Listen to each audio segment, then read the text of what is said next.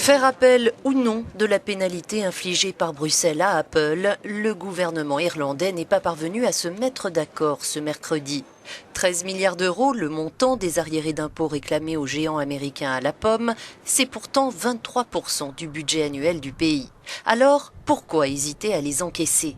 Tout simplement parce que la politique économique du tigre celtique repose sur une fiscalité attractive. Ce sont les investissements directs étrangers, essentiellement l'installation en Irlande des multinationales américaines, qui ont permis au pays de se relever de la crise financière pour afficher aujourd'hui le plus fort taux de croissance de l'Union.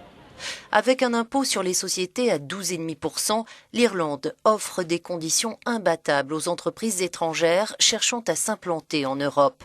Le jackpot pour les multinationales américaines qui peuvent bénéficier de surcroît d'un crédit d'impôt au pays pour les taxes payées à l'étranger.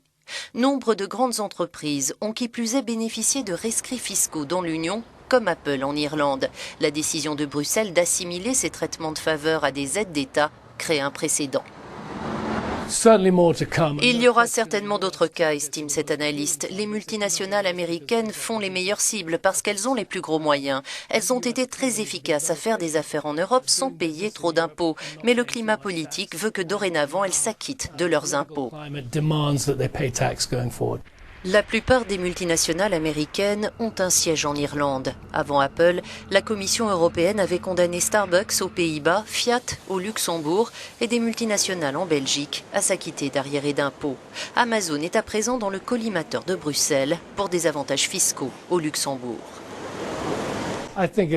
C'est une décision calculée. L'Union européenne tient pour acquis que les grandes sociétés technologiques vont toujours vouloir faire des affaires en Europe. Ceci dit, si vous devez choisir où investir ou installer un centre de recherche et développement, il est fort probable que ce soit ailleurs que dans l'Union européenne dorénavant. L'affaire Apple s'est invitée dans la campagne électorale américaine, le candidat républicain à la Maison-Blanche, Donald Trump, proposant de ramener l'impôt sur les sociétés à 15% aux États-Unis.